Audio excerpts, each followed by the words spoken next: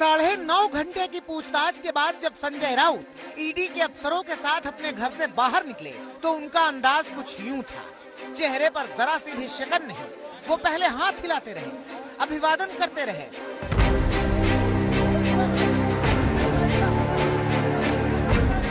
फिर उन्होंने अपने गले में पड़ा हुआ गमछा निकाला और उसे इस अंदाज में लहराया, मानो वो कह रहे हों कि उन्हें किसी तरह का खौफ नहीं है, मानो वो कह रहे हों कि उनकी जीत निश्चित होगी, मानो वो कह रहे हों कि मैं झुकेगा नहीं। इधर संजय राउत को लेकर पुलिस वालों की फौज निकली ही थी कि घर के बाहर खड़े समर्थकों ने हंगामा शुरू कर दिया। रास्ते में लोग लेटने लगे, ईडी के अफसरों को रोकने की कोशिशें शुरू हो गई। पुलिस वालों ने किसी तरह से लोगों को काबू में किया, किसी को पुलिस वैन में भर लिया तो किसी को बलपूर्वक बाहर का रास्ता दिखाया। संजय राउत के भाई भी सामने आए, उन्होंने भी यही कहा कि रास्ता छोड़ दो।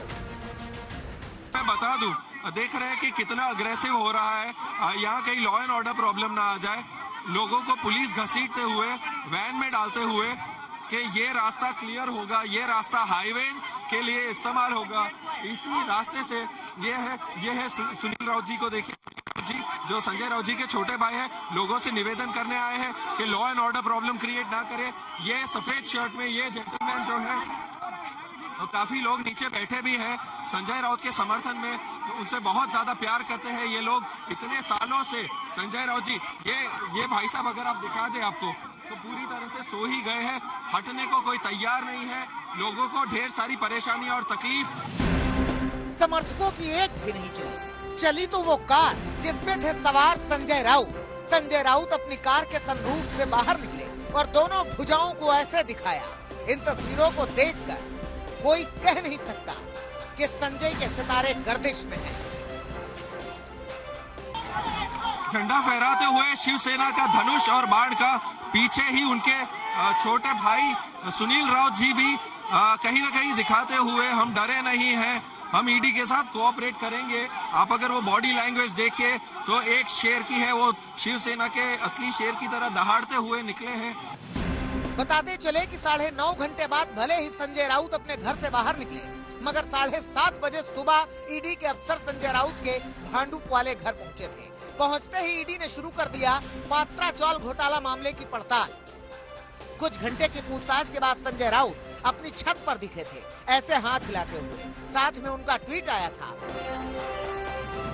कि मेरा किसी घोटाले से कोई लेना देना नहीं है, मैं शिवसेना प्रमुख बाला साहब ठाकरे की शपथ लेकर ये कह रहा हूँ।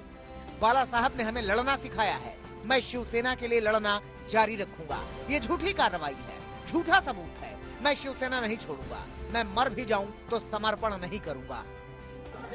संजय राउत ये दम इसलिए दिखा रहे थे क्योंकि उनके घर के बाहर समर्थकों का हुजूम था और वो कह रहे थे कि संजय को कहीं नहीं ले जाने देंगे। ये जो चोर है ना, संजय राउत साहब ने 2 बार ईडी के इंक्वायरी की है ना, जिनकी एक ही बार इंक्वायरी नहीं हुए हैं, वो चोर बैठे है गद्दार, 40 चोर और एक अली बाबा 40 चोर। ईडी क्या है? ईडी का मतलब ये है, E for Eknath, D for Devendra. Raut साहब तो पहले 2 बार जाके आए हैं, तो यहाँ इतना ये सब करने की जरूरत नहीं। उनको बुलाते तो आते थे और उन्होंने टाइम मांगा था, वो उन्होंने ऐसा नहीं कहा कि मैं नहीं आऊंगा, वो आने वाले थे, टाइम देना चाहिए ना उन्हें। अभी तो संसद चालू है वहाँ पे, तो ऐसा है कि अगर वो करते तो हम लोग नहीं जाने थे। लेकिन किसी की एक न चली, चल पड़े संजय ईडी दफ्तर की ओर। बताया जा रहा है कि संजय राउत पूछताछ में सहयोग नहीं कर रहे थे। अब ईडी दफ्तर में संजय का सवालों से सामना है। मुंबई से देव कोटक, दिव्येश, विद्या और साहिल जोशी के साथ आज तक ब्यूरो।